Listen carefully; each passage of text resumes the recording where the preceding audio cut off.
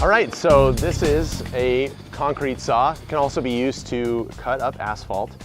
This is a relatively small model, actually. It's only in the range of about 13 horsepower. It utilizes a 14-inch blade.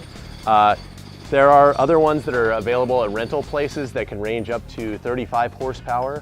And in those cases, you're actually working more with a 20-inch blade. With this blade, this can get us a maximum depth of about 3 inches. Any more than that and the saw is going to seize up. So the way you'll get it from the rental place is that it will come without the blade on it, and you can either rent a blade and pay for the wear and tear on it, you can buy one from them, or you can buy one on your own. In all cases, the blade has to be a diamond blade. That's the key to getting it through the pavement. And so getting it on here, you're going to notice that there is some markings on the outer part of the blade that show directional arrows. And basically what it's saying is that it needs to be rotating forward for you. And so a good rule of thumb is to use the labels of the blade and keep them outward. The back side has no label. So the other thing you should notice about the blade is that there's an additional hole besides the main axle hole. And what that is for is to actually provide grip with the saw. Actually looking inboard at the saw, what you'll see is that we've got a plate here, and then we have this other, basically the lug, and the blade is going to get sandwiched in between. So we'll take the other plate that goes on the outside, and we'll make sure that this hole right here lines up with this additional peg that sticks through that plate. All right, once we've got those locked together, then we can go ahead and thread this on.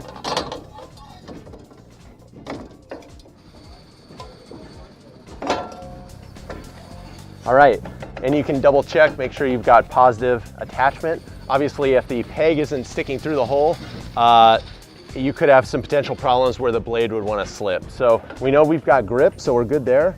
Now the last piece is to take the nut that goes on the end, and it has a flat piece that goes against the blade.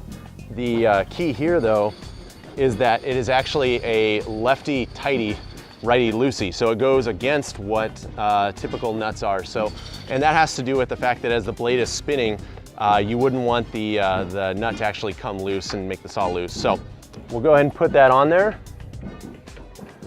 going to the left or counterclockwise. There's also a wrench that comes along with it.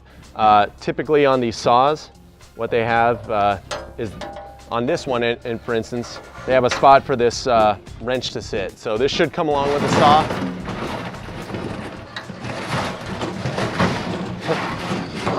Noisy day out here, depaving. So we'll get the wrench on here and hand tighten. You actually don't need to do any more than that. It doesn't take special wrenches or anything beyond this wrench. As you start to saw, it will actually tighten down on that nut. So I've got it good and tight. We can go ahead and take the cover now and close it. So we're done with that portion of it. Now we can talk about some of the other portions of the saw itself. So I will get up and rotate this around. On this particular model, we've got the blade on the right-hand side. You can actually get them with blades on the left or the right-hand side. It's kind of up to you. Sometimes you may want the blade on a certain side because of obstructions or because you're cutting alongside a building or alongside some other object.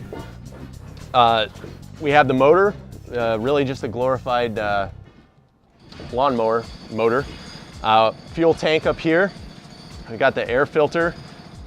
And so in terms of controls on this thing, we have multiple on-off switches that you need to be careful about.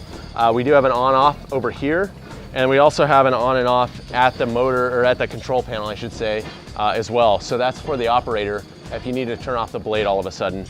You're going to want to make sure that if you're starting for the first time in a day, start it out at half throttle. No need to start the entire saw up at full throttle. And then over time, you can throttle that up after you've warmed it up. But before starting to cut, full throttle that thing so you get maximum power. If you don't have power or maximum power going into it with the blade, it'll actually seize up. That blade will meet the pavement and it won't have enough power to get through it. So this is the control panel. First thing you may notice is that we've got this switch. This is the user switch. We've got it in the stop engine position right now. Going down puts it into run, so now it would be ready to be started essentially. The other controls that we have are the depth. This is very important because it controls the depth of the blade. So the actual entire saw will raise and lower depending upon the depth of the pavement you're working with. And then of course, when you finish the cut, you should always raise the blade out before stopping it. You don't want to stop the blade in the cut or it may not be able to be pulled out. So in this case, we're going around counterclockwise to raise it or going clockwise to lower the blade. The other portion that we have here is the drive. So this is actually a self-propelled model. This is the control right here. So pushing up more toward the forward position is going to increase your speed going forward, and then you can bring it to a stop position where it will hold, and then you can move it back to go in reverse. The way you engage all of this drive is with a lever down here. So right now it's up, that means that it is not engaged, so it's in effect in neutral. But then when we want to start driving, once we've gotten the blade lowered into place, then we can go ahead and hit the lever and that will engage our drive.